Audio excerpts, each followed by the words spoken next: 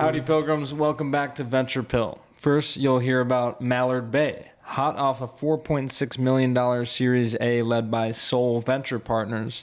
This company helps hunting and fishing outfitters with an easy-to-use software to streamline their business in this growing industry.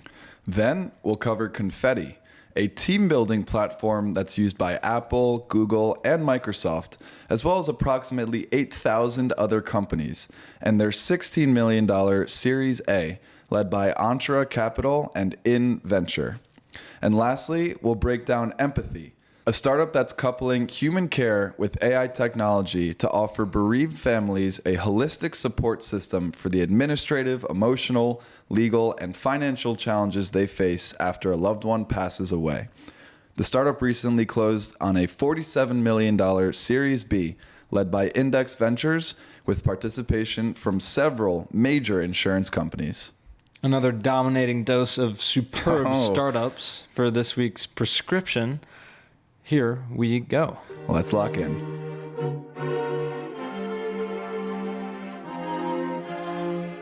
You see here, kid, you gotta just go for it. Don't think about what comes after or what came before.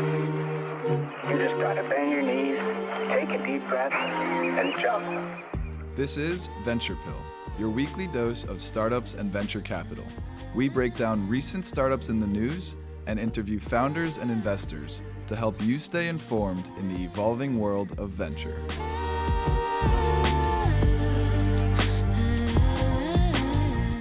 All right, our first company of this week's dose is Mallard Bay, which just raised a $4.6 million Series A led by Soul Venture Partners. Now, this startup provides an easy-to-use marketplace for people looking to go on fishing and hunting trips, specifically connecting them with outfitters.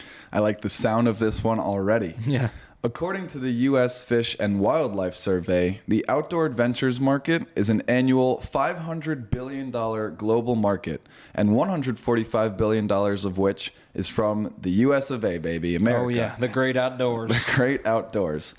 And more specifically within that, the outfitter market is said to be worth $62 billion on an annual basis globally, with an estimated CAGR of 6%.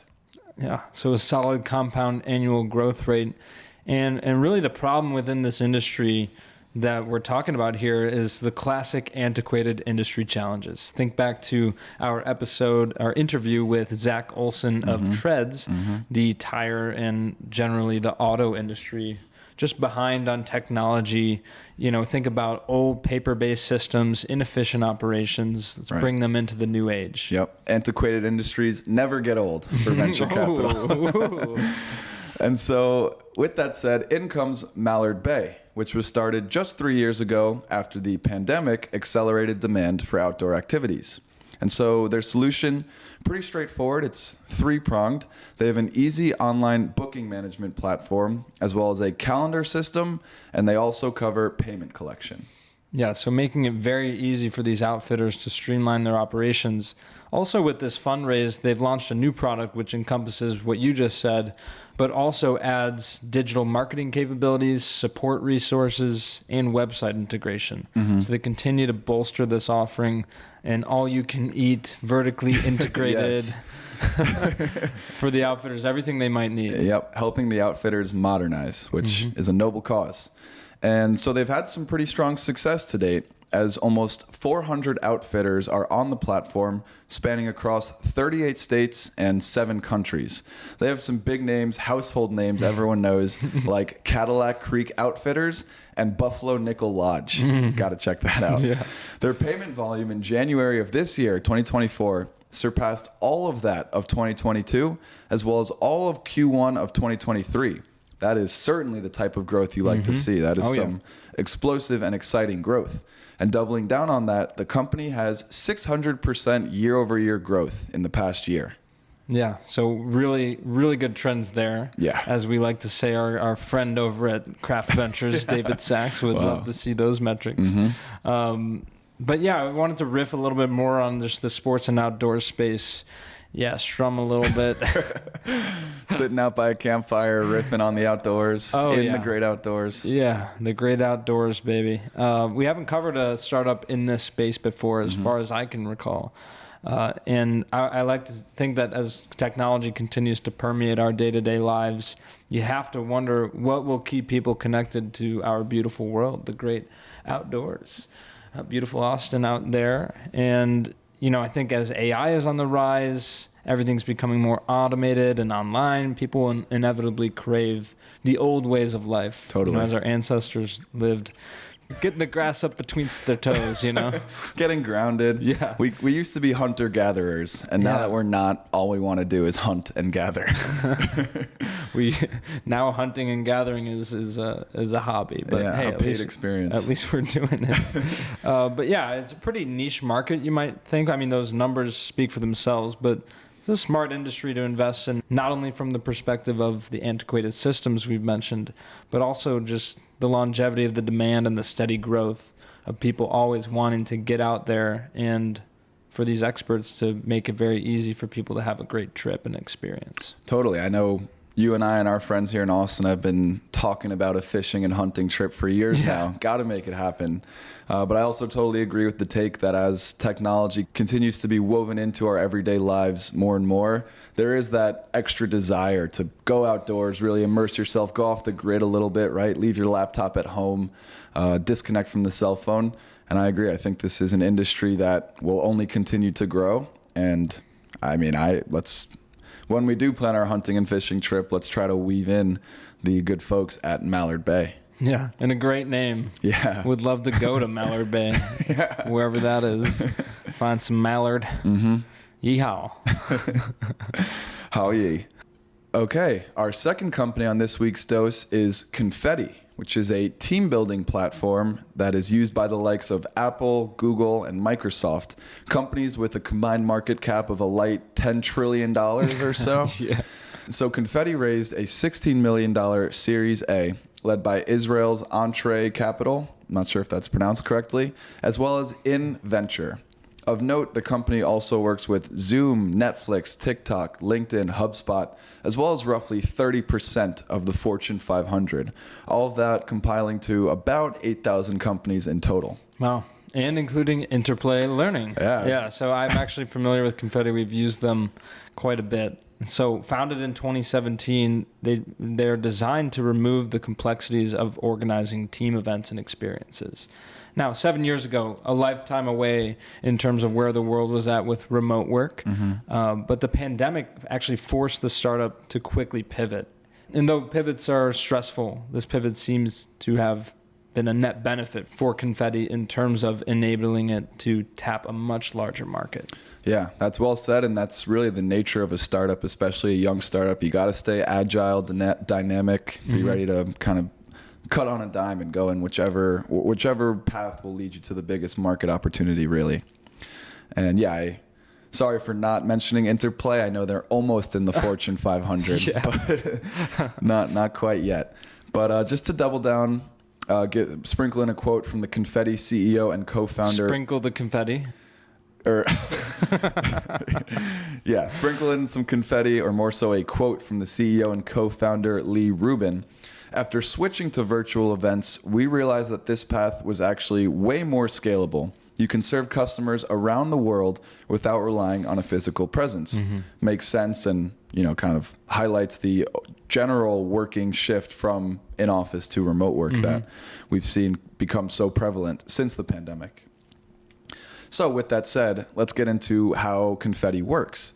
So companies use Confetti to bring team building experiences to their remote teams, also an option to support hybrid teams as well. And Confetti essentially just takes care of the entire event execution process. It's pretty turnkey. So for example, big companies may look to foster camaraderie via a virtual baking event or cocktail making, and then they'll use Confetti to sort everything out. So Confetti in this instance would work with local suppliers and handle shipping of ingredients directly to employees, really covering everything from A to Z. Alternatively, maybe a company wants to foster camaraderie by playing interactive games like Charade or Pictionary or some kind of virtual escape the room. Again, Confetti is there to sort everything out. All games that they offer are designed in-house, from ideation through creation to final execution. Yeah, and I've done a few of those. I think we've done Pictionary. I know I did a origami class. Cool. So they sent us some paper, made a little flower. Oh, that's cool. Yeah, I like those. For like a company like Interplay, we are hybrid. So a lot of us are here in Austin, but many of my coworkers I've never met before in person. We're actually about to meet a bunch of them in our offsite next week, so that's fun. But yeah, to like foster camaraderie, like you said, through these games and just something to mix it up. And it's all led by the Confetti people, and they're usually very energetic and engaging. Yeah, and I saw something on the Confetti site that they like vet all of their hosts and games and services that they offer. They are truly doing everything to ensure as fun and smooth an experience for those companies. It was very fun, smooth, and high quality. Like as good as you could do one of those things. Better than I would have expected. Yeah. But they actually weren't always doing that. So they started out as more of a marketplace that connected companies with event providers. However, that bestowed a large responsibility on the organizer to connect the logistical dots and ensure a memorable event for all concerned, which is why Confetti segued into more of the end-to-end platform that coordinates these online corporate activities from start to finish. Just way better for a lot of different reasons. And it's funny how many businesses realized what they were supposed to do as a result of the pandemic. Certainly some silver linings. Totally, yeah. And it sounds like they essentially became a vertically integrated event planning software, which is awesome. And anyone who's had to plan an event, like I've had to help out with parties that my company has done in the past, it is such an exhaustive process. You think about things like parking and security and food and drink and things like that. There are so many parts of the puzzle that are so easy to get lost if you're not, an event planning specialist. So this startup is awesome. And then shifting forward to today, a big part of Confetti's offering is actually their automation. So they have workflows that are configured to remove many of the manual steps involved in organizing an event or team building experience. Like I just mentioned, so many different pieces in the puzzle. For instance, once a company has provided all the required details for the booking, number of people, what they want to do, hosts are scheduled and paid upon completion, virtual event rooms are set up, kits are scheduled for shipping, and invites are sent out. And at the end, feedback is solicited. So again, a really comprehensive one-stop shop for organizing any kind of team building activity. Yeah, and I think that's what sets Confetti apart from other players. Certainly they're among a big list of competitors like Luna Park, teambuilding.com, to name a couple. And they also claim some of the very same prestigious customers that Confetti does. So that indicates that these organizations are not putting all of their team building eggs in one basket. Can't do that. But yeah, so definitely some competition. Confetti is pushing to position itself as a stickier proposition for businesses, particularly in the enterprise segment. So I think they're doing it differently, and they'll probably see that, employees recognize that this is more fun and engaging than the other options. Right. And so leaning into that a little bit more, most of the experiences were historically charged on a per event basis based on headcount and other logistics. That said, Confetti is pushing for more sustainable recurring revenue streams and models as they continue to take on these large enterprise customers. And so that includes options to purchase Confetti credits, which can be used to buy experiences on their platform. Additionally, they offer subscriptions essentially to Confetti credits with incentives, which enables planners and companies to plan and execute their year-round virtual team building strategy seamlessly. So again, you think of a company, they want to have that team culture. So they think, I want one event every quarter, 4 events a year.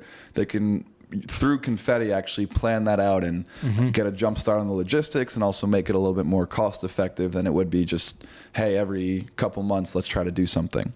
Yeah, and quick shout out to Katie from Interplay, who worked with Confetti. She's no longer in that role for us, but we did exactly that. I was on our culture committee. Nice. And we would figure out what kind of events do we want to do in Austin here for the folks here.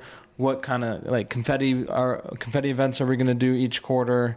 And so, yeah, I think that, tying that back to what you're saying as more of the strategy for Confetti to optimize their revenue streams, it's an interesting idea to do it through these credits and more extend it out. And then, it's essentially like gift cards. Yeah. No, and good shout out to Katie. Thank you, Katie. Yeah. And so to wrap up this segment on Confetti, we're just going to talk about a little bit of their early traction. So they claim to have a revenue run rate of $12 million and project that to increase to $15 to $20 million by year end. So clearly they found something good here. And with these new model subscriptions that they're looking for, they seem to be pretty optimistic that they'll continue to boost that revenue run rate. Lots to celebrate with Confetti. Yep. Yeah, a cool company, and hopefully, maybe Alumni Ventures gets involved with something like this. Would love to play some virtual Pictionary with my esteemed colleagues. Show them how it's done. Yeah. Alrighty, wrapping up this week's dose, we have Empathy, which secured a $47 million Series B led by Index Ventures with participation from General Catalyst, Brewer Lane, as well as other VCs, and also some strategic investors in the insurance space like Alliance, Mass Mutual, MetLife, and more. Some of the real major players in the insurance space. A little bit more on the company. Founded in Israel, Empathy is on a mission to change the way the world deals with loss. That's a big mission. So on top of immense grieving, the death of a loved one comes with a dizzying number of practical tasks. And anyone that has unfortunately been in this scenario knows that's true. Things like organizing funerals, settling estates, as well as closing accounts for the deceased, subscriptions, bank accounts, so many logistics that come along with the emotional toll. Yeah, more than you might expect. That's really where Empathy comes in. With human care supercharged by technology, the startup offers bereaved families a deeply holistic support system and shows up with the administrative, emotional, legal, and financial challenges families face after a loved one passes away. Mm-hmm.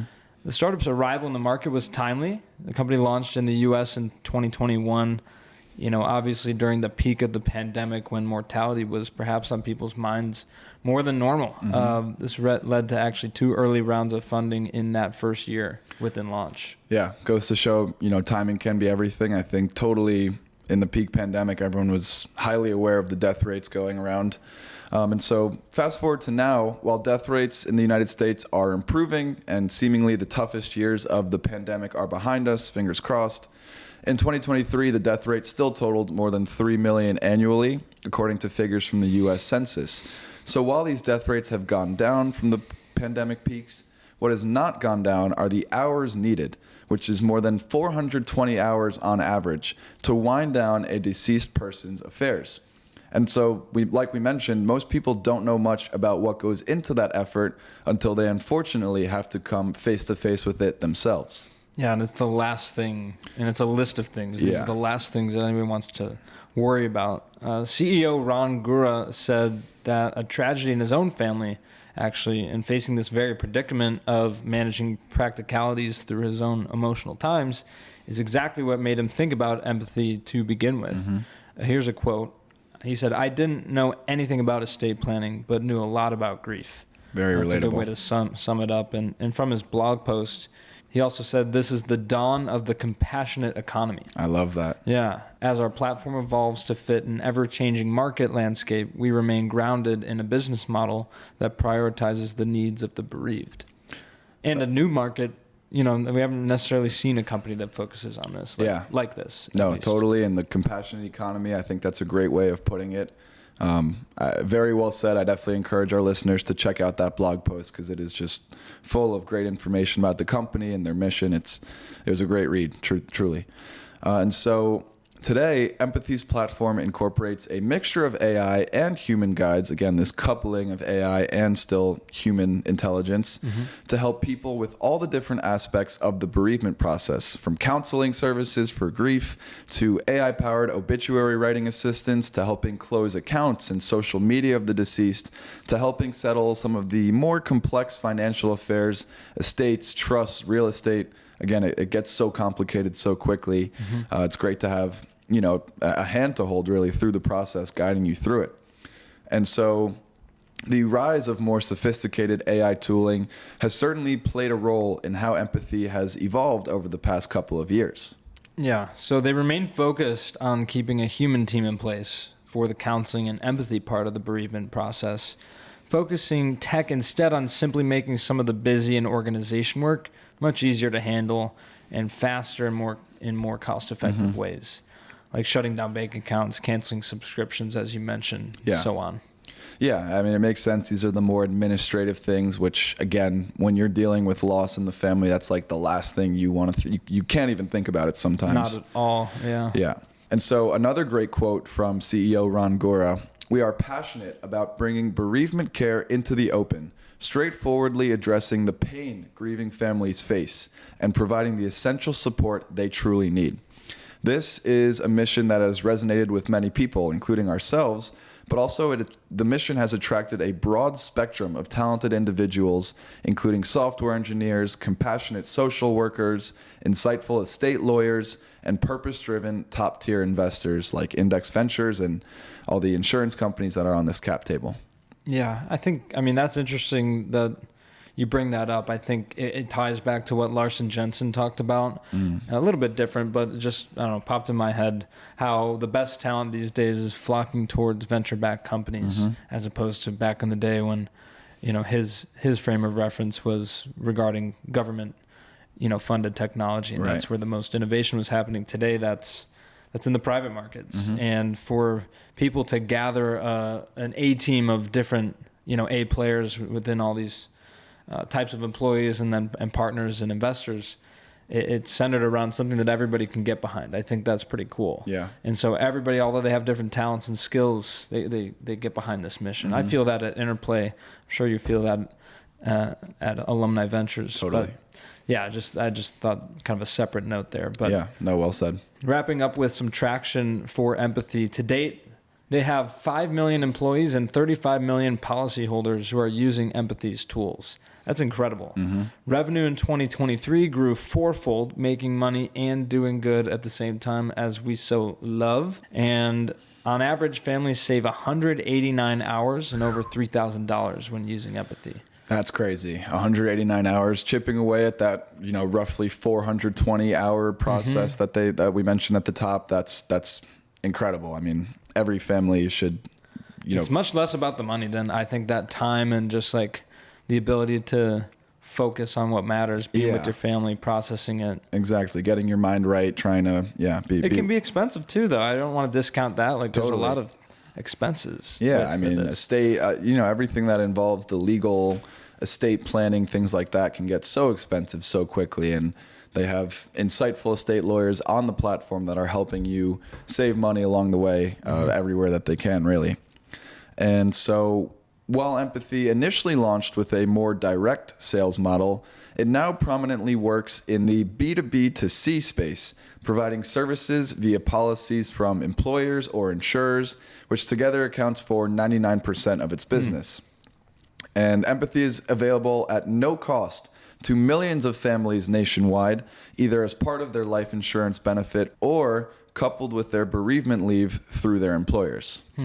So, and we'll get into this in a second, but they have a big mission of making this more accessible and more effective and efficient.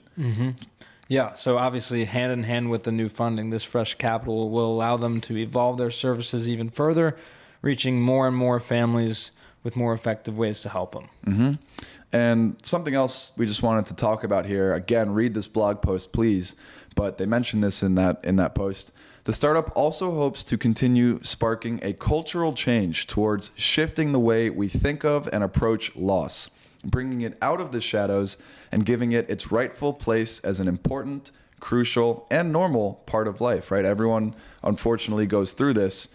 I think to riff just a little bit longer again, what was a cool emphasis in the blog post was when someone suffers a loss in the family, they feel very siloed, right? And sometimes it's because they want privacy, they want to be alone with their thoughts. That's totally understandable, of course, but they don't necessarily talk about how they got through all of these administrative, annoying things that made the process so much worse, or things they did, things that they did that they wish they did differently, or things they did well. So essentially, Empathy is just trying to start this kind of cultural conversation towards sharing best practices in this regard, helping every family that's dealing with some heart-wrenching loss to, again, be able to focus on what matters and not closing Netflix subscriptions for someone who, passed away in the family.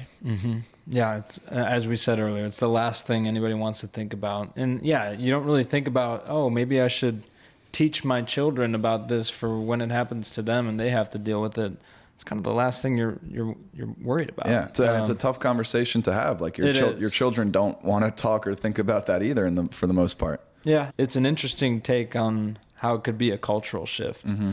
And some of the best, most impactful companies change culture. So, they're clearly on the way with those millions of people. That's true. And a big stronghold. So love what they're doing.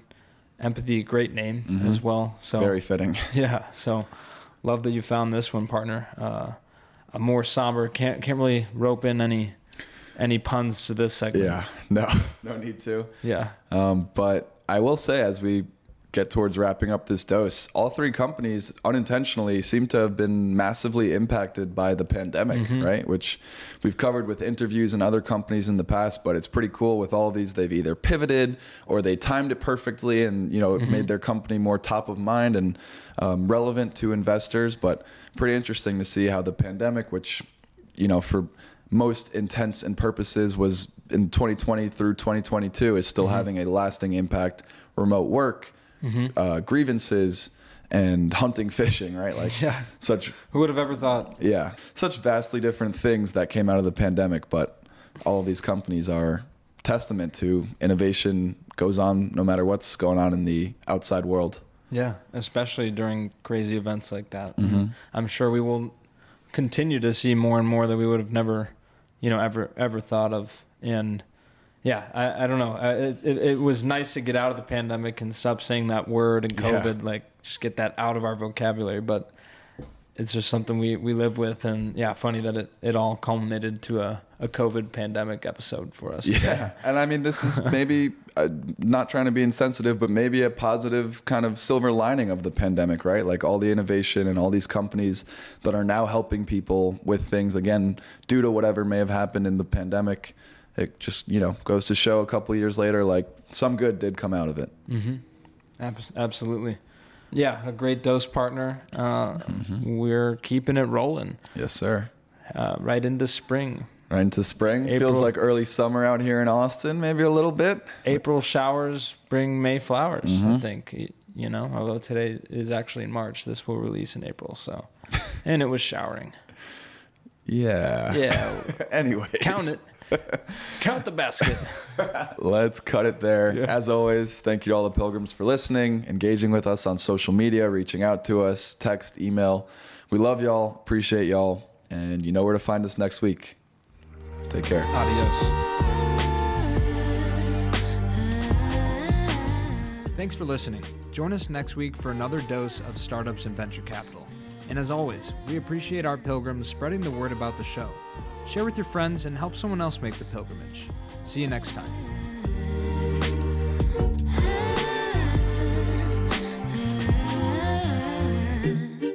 She told me that she only bumps my music when she's lonely. Thinks my vibe's a little low-key, okie dokie, that's alright, but wait, I don't know how to do things different.